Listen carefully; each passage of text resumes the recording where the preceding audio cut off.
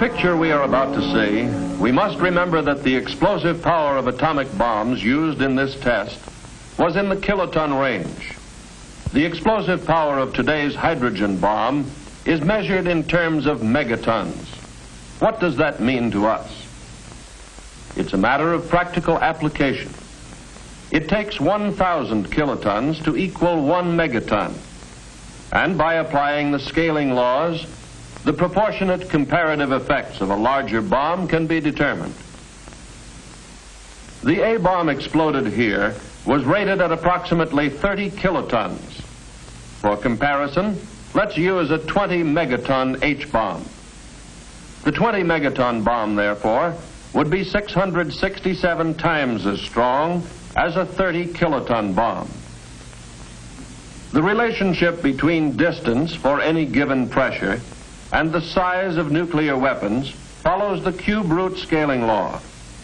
So theoretically, a hydrogen bomb of 20 megatons at approximately 8.5 miles would have about the same destructive power as an atomic bomb of 30 kilotons at 1 mile. In this test, many of the structures were approximately 1 mile from ground zero. In the case of a 20 megaton H-bomb explosion, most of these structures undoubtedly would be obliterated. And actually, at a distance of 8.5 to 9 miles from ground zero, with the longer duration of blast pressure, we could expect to find conditions even more severe than those at 1 mile from ground zero in this test. This atomic test, although depicting the severe effects of a nuclear weapon, does not reflect the extent and severity of destruction that would result from a nuclear weapon in the multi-megaton range.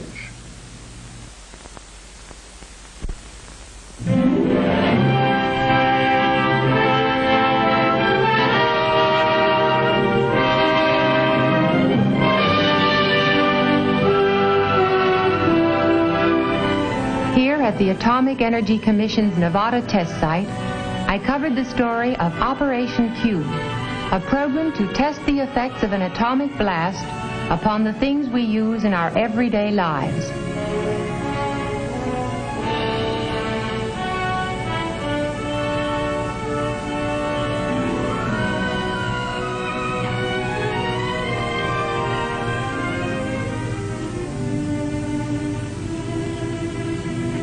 Operation Q, the atomic test program of the Federal Civil Defense Administration, as seen by June Cowan, reporter. I had to see Operation Q through many eyes, not only my own, but as a reporter through the eyes of the average American man and woman. I arrived at Civil Defense Headquarters the day before the explosion was scheduled to take place, and checked in at once with the official who was to brief me about the test. To give me a perspective of the entire layout, a member of the Civil Defense staff showed me a carefully prepared model of the site. The scope of the test and the detailed care with which it had been planned amazed me as I listened to the explanation. We begin with the question of shelter, for shelter might save our lives if we were far enough away from ground zero. If so, what kinds of shelter are effective? Several kinds are to be tested, from elaborate industrial shelters to the box-type shelter in the corner room of a basement. This type would give more room for a family, especially if it were necessary to remain there for several days. In this frame house without a basement, at the 4,700-foot line, we will test a bathroom shelter built of reinforced concrete. The entrance door and outside window covering are designed to resist blast. I asked about the possible loss of utilities and what this would mean to survivors. No electricity for running a home or an industrial plant. Loss of power may be one of our biggest problems after an attack. Power poles, power lines, pole transformers, and complete substations are to be tested by the Edison Institute. How will they withstand this blast? How long will it take to make repairs? How soon can service be reestablished? These are things we hope to learn from the test. One complete transformer substation has been erected relatively close to the shot tower. A second substation and power lines have been placed at a much greater distance from the tower. Thinking about news during an atomic attack, I asked about radio towers. Two kinds are to be tested. One tower is self-supporting without guy wires. The other has supporting cables. Both types are very common. Nearby, a complete radio transmitter will actually broadcast from tape before the shot to be picked up by radios in the test houses. Both liquefied petroleum and natural gas facilities will be tested. Will the fittings and connections stand the test? Will there be fires? All equipment is installed and checked by technical experts from the LP Gas Association and the American Gas Association. An 18,000-gallon supply tank, partially filled with propane and complete with feed pipes. A weighing and storage house and delivery platform have been erected on the test site.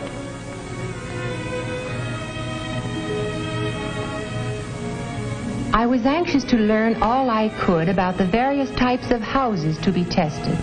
5 types are prepared for exposure to the blast and heat of this atomic explosion. First, a single-story frame rambler without basement built on a concrete slab. Second, a 2-story masonry with basement constructed of brick backed with 4-inch cinder blocks. Third, a house of 8-inch concrete blocks reinforced with steel. The 4th type is a single-story rambler made of precast lightweight concrete. Walls and roof panels were joined by welding steel lugs. The 5th, at the 5,500-foot line, is a redesigned house similar to one previously tested. This new design provides additional strength at a cost increase of approximately 10%. That's the real purpose of testing these houses, to find their weak points.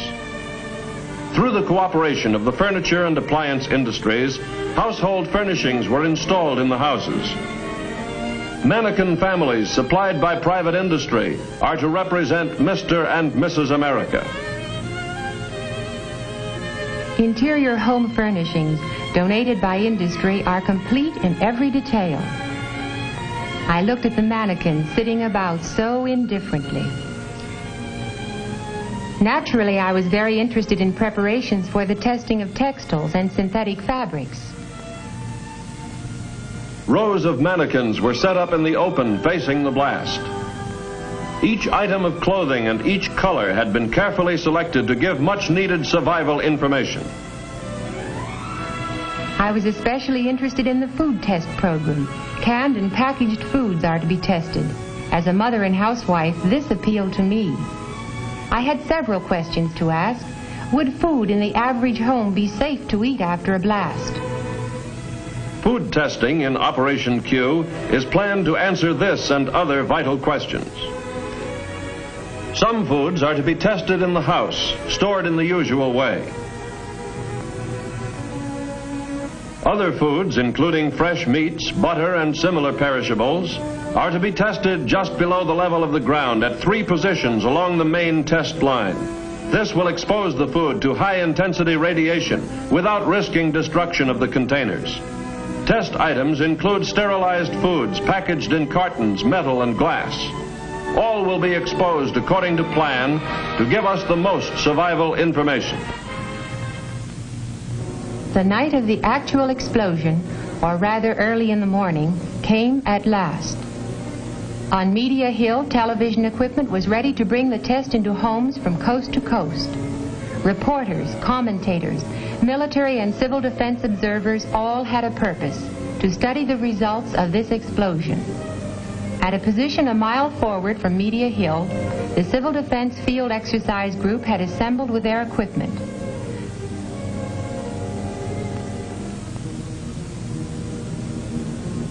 A small group of civil defense volunteers were to occupy a trench relatively close to ground zero. On Media Hill, where I remain, there was hot coffee, last-minute briefings, and more waiting. But it seemed no time at all before the loudspeaker warned, H-minus 1 minute. Put on your goggles. Observers without goggles must face away from the blast. On the silent desert, the test objects waited. H-minus 10 seconds. 9, 8, 7, 6, 5, 4, 3, 2, 1, 0.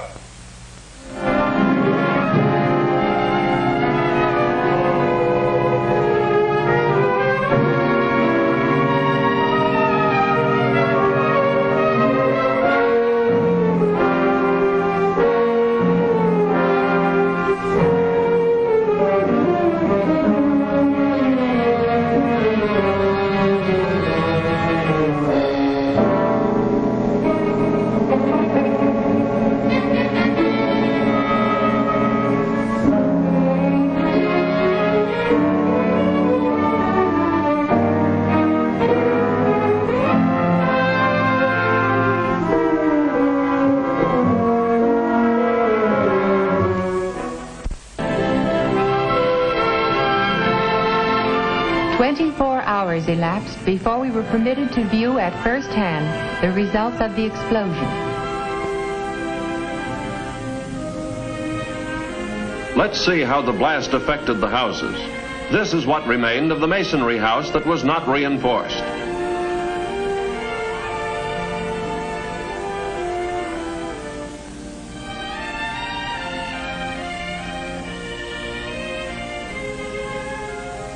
This is the house constructed of reinforced concrete blocks after the explosion. Although the redesigned two-story frame house was severely damaged, the structural improvements had strengthened its resistance considerably. As seen here, although basement shelters offered some degree of protection, they cannot be depended upon completely in potential blast areas. The reinforced bathroom shelter was standing intact beneath the ruins of the house, so this type also offered some degree of protection. The upper section of one unguided radio tower collapsed from the tremendous force of the blast. The guide tower was slightly twisted by a power pole which fell across one of the guy wires. Within the concrete radio house, equipment had been shaken up. But as soon as power was restored, the transmitter resumed broadcasting. The 18,000-gallon tank of liquefied petroleum gas was undamaged. Tests showed that even the connections were intact. The weighing and storage house was scattered across the desert, but the consumer-sized tanks were unharmed. Power lines and transformers suffered some damage, but most of the power poles were still standing or could be repaired. The power substation was not seriously harmed. Edison Institute personnel tested all lines and found the station to be operative. The food and cases of canned goods were taken away for laboratory tests. Do you remember this young lady? This tattoo mark was left beneath the dark pattern. And this young man, this is how the blast charred and faded the outer layer of his new dark suit. During all this activity, the mass feeding group was improvising to feed the test observers. I particularly remember some roast beef. It was done to perfection and roasted in cans which could have been salvaged from demolished buildings. I watched the people eating and realized that mass feeding is an important job in civil defense. I took a last look at the debris and devastation. This time it was only a test, a well-planned test, not a real attack. It was a test of the things we use in everyday life. Many lessons were learned from this test that affect civil defense planning. And it must be borne in mind that multi-megaton weapons would result in much greater damage over a larger area. All these factors must be considered as we plan for the survival of our homes, our families, and our nation in the nuclear age.